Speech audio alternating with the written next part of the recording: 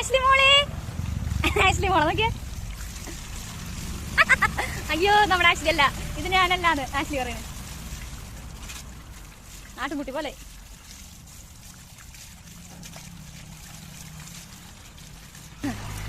അതിന്റെ ആ പൂടയുടെ പൊലിമുണ്ടായിരുന്നു നോക്കിയാ.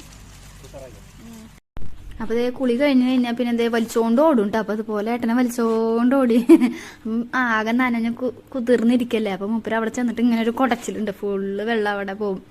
അങ്ങനെ കുറേ നേരം കുടഞ്ഞുട്ടാ. പിന്നെ ആകെ ഇടങ്ങാറായി. അത് കുറച്ച് നേരമായി കുളിപ്പിക്കാൻ എത്തിയിട്ട്. അപ്പൊ ദാഹിച്ചിട്ടാന്ന് തോന്നുന്നുണ്ട്, ഭയങ്കര ഇടങ്ങാറായി മൂപ്പര്. അപ്പൊ അവിടെ കൊണ്ട് ഓടിക്കൊണ്ടടക്കായിരുന്നു ഏട്ടനെയും കൊണ്ട്.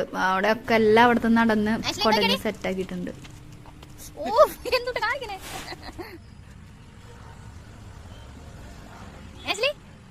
മൂപ്പരെ കുടഞ്ഞൊക്കെ കഴിഞ്ഞ് പിന്നെ തോർത്ത് കഴിയുമ്പോൾ നമ്മൾ ഇതേപോലെ ഡ്രയർ വെച്ച് കോമ്പൊക്കെ ഉപയോഗിച്ച് നല്ല പോലെ കോമ്പ് ചെയ്ത് ഡ്രൈ ചെയ്തെടുക്കും. അങ്ങനെ